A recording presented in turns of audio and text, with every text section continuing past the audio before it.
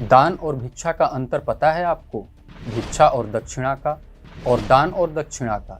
शायद बहुत कम लोग इनमें अंतर बता पाएंगे, लेकिन आपका भ्रमित होना भी नैसर्गिक है, क्योंकि अंग्रेजियत के मुकाबले हमारी सनातन संस्कृति की शब्दावली इतनी संपन्न जो है, लेकिन हमारा प्रशासन भी शायद इन शब्दों के बीच का अंतर नहीं जानता। तभी तो महालक्ष्मी मंदिर के पुजारी के दक्षिणा रखने पर उनके साथ अपराधियों सा व्यवहार हो रहा था, मानो उन्होंने कोई चोरी की हो। जानेंगे पूरे मामले को विस्तार से TFI पर मेरे यानी अनिकेत राज के साथ। तो चलिए प्रारंभ करते हैं।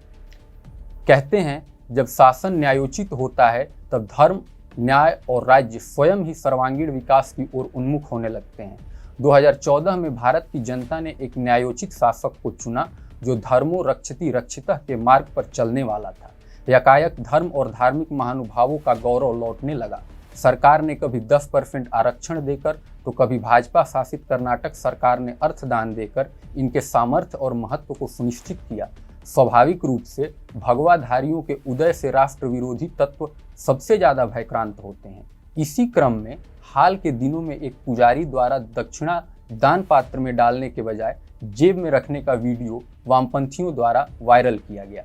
रतलाम के प्रसिद्ध महालक्ष्मी मंदिर में 5 दिवसीय दीपोत्सव के दौरान एक पुजारी का वीडियो सामने आया। वीडियो में पुजारी के दक्षिणा में मिले पैसों को दान पेटी में डालने के बजाय अपने जेब में रखते नजर आ रहे थे। वीडियो के वायरल होने के बाद कलेक्टर कुमार पुरुषोत्तम ने मामले की जांच के आदेश दिए तथा SDM अभिषेक गहलोत ने पुजारी को नोटिस जारी कर मामले का जवाब मांगा। इस बात पर हिंदू संगठन उग्र हो गए। संस्था के कार्यकर्ताओं ने मंदिर पहुंचकर पुजारी का सम्मान किया और उनकी दक्षिणा उनको लौटाते हुए प्रशासन को फिर से कार्रवाई करने की चुनौती दी। विवाद अत्यंत सरल है और उससे भी सरल है इसका न्याय, परंतु इसके लिए हिंदू धर्म को लेकर आपको अवधारणा पूर्णतः स्पष्ट और अंतरात्मा अत्यंत जागृत होनी चाहिए। विवाद में 2 पक्ष हैं, हिंदू समाज और सरकार, और विवाद का कारण है पुजारी द्वारा पैसे जेब में डालना। क्योंकि प्रशासन का कहना है कि यह मंदिर सरकारी नियंत्रण में है, इसमें आने वाले दान पर सरकार का अधिकार होता है, इसीलिए प्रशासन ने पुजारी को नोटिस जारी किया। सरकार शक्ति का प्रयोग कर हमारे सांस्कृतिक और धार्मिक प्रतिष्ठानों पर नियंत्रण तो स्थापित कर लेती है, पर हमारी धार्मिक पुस्तकों के पृष्ठों को पलटने में पीछे रह जाती है। शायद इसीलिए ऐसे कुतर्क गढ़े जाते हैं। इन पुस्तकों को पढ़ा तो हमने भी नहीं है, बस पूर्वजों की बताई परंपरा के अनुरूप इनका पालन करते हैं। शायद इसीलिए ऐसे कुतर्कों के आगे हम ढह जाते हैं। चलिए हम अपने पाठकों को समझाते हैं कि आखिर सरकार इस मामले में क्यों गलत है और कितनी गलत है। अतः सबसे पहले हमें इस प्रश्न को समझना होगा कि पुजारी ने जो पैसे अपने जेब में रखे थे वो क्या थे। उत्तर है, पुजारी ने अपने जेब में जो पैसे रखे वो दान नहीं दक्षिणा थे। हिंदू समाज में निस्वार्थ रूप से देने प्रदान करने के तरीकों को 3 तरीकों से वर्गीकृत किया जा सकता है, दक्षिणा, भिक्षा और दान। दक्षिणा सेवा शुल्क है जिसे अंग्रेजी में रीपेमेंट कहते हैं। भिक्षा एक प्रकार का परोपकार है जिसमें पाने वाला व्यक्ति देने वाले का ऋणी होता है, इसे अंग्रेजी में एल्म्स कहते हैं। जबकि दान उत्कृष्ट मानवीय धर्म है जिसमें देने वाला निस्वार्थ भाव से बस अर्पण करता है और प्राप्त करने वाला भी चुकाने के किसी बंधन से मुक्त होता है। लेकिन अर्थ अक्सर भ्रमित करने वाले होते हैं, क्योंकि लोग अज्ञानतावश एक ही शब्द अलग अलग संदर्भों में अलग अलग उपयोग करते हैं। आपका भ्रमित होना भी नैसर्गिक है, क्योंकि अंग्रेजियत के मुकाबले आपकी सनातन संस्कृति की शब्दावली इतनी संपन्न जो है।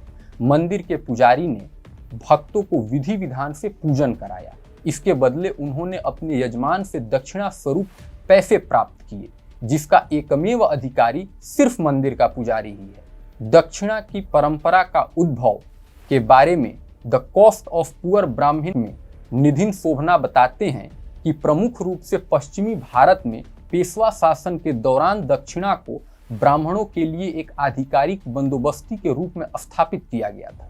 पेशवा शासन के तहत दक्षिणा पर वार्षिक खर्च कभी भी 10 लाख रुपए से कम नहीं था। 1758 में पेशवा बाजीराव के दौरान यह राशि 18 लाख रुपए तक पहुंच गई थी। इस दक्षिणा के बदले धार्मिक संस्थानों से जुड़े लोग और मंदिर के पुजारियों ने मराठा साम्राज्य के हर स्तर पर मदद की, राज्य को अपनी सेवा दी। यह सेवा शिक्षण संस्थान से लेकर शासन प्रशासन, कर, अर्थ, न्याय, धर्म, रक्षा और राज्य संचालन तक फैली हुई थी। हिंदू समाज उस सनातन संस्कृति का संवाहक है जिसके धर्मावलंबियों ने धर्म और धार्मिक संस्थानों का प्रयोग कभी शासन पर नियंत्रण के लिए नहीं किया, ना ही वो जनता के शोषक बने। हमारे धर्म संस्थान और मंदिर तो हमेशा से जनता के सेवक और राज्य के संवर्धक बनकर रहे हैं। विश्वास न आए तो केरल के नंबूदरी ब्राह्मण और पद्मनाभ मंदिरों को देखिए। इन्हीं दान दक्षिणा और मंदिरों के बदौलत हम सोने की चिड़िया कहलाए। कालांतर में जब राष्ट्र स्वतंत्र हुआ तब इन्हीं पुजारियों ने मंदिरों को राष्ट्र के अर्थ संसाधन में परिवर्तित कर दिया और खुद के लिए रखी बस 2 जून की रोटी खाने लायक दक्षिणा। राष्ट्र को संपदा संपन्न करने के लिए इन्हीं पुजारियों ने मंदिरों के कपाट खोल दिए और खुद के लिए रखा बस 1 जोड़ी भगवा। इतना महान कृत्य उन्होंने तब किया जब अल्पसंख्यक समुदाय के धार्मिक प्रतिष्ठान अपने संस्थान का संचालन स्वयं करते रहे, चाहे वह मस्जिद हो या चर्च। इसके अलावा मौलवियों और पादरियों को कई राज्यों में अलग से वेतन दिया जाता है और इससे भी दुखदायी स्थिति तो यह है कि केवल हिंदुओं के ही मंदिर सरकारी नियंत्रण में है। मजाल है किसी कलेक्टर साहब की जो किसी मौलवी द्वारा रखे गए जकात या फिर खैरात पर सवाल उठा दें। एक सत्यनिष्ठ धर्मनिष्ठ पुजारी पर लांछन लगा, उसे दान दक्षिणा के पचड़े में फंसाना शर्मिंदगी का विषय है और मंदिर को ही नियंत्रण में रखना सरकार के मक्कारी का। परंतु आपकी अज्ञानता और चुप्पी क्या चिंतन और दुर्भाग्य का विषय नहीं है? 2 वाक्यों के साथ, 2 छंदों के साथ आप विचार अवश्य करिएगा। परशुराम ने तो दुनिया जीती, पर शासन का मोह कहाँ था। दधीची ने तो हड्डी दे दी, पर इंद्रासन पर लोभ कहाँ था। और आपको लगता है उस पुजारी को 50 रुपए का लोभ था? शर्म आनी चाहिए समाज को।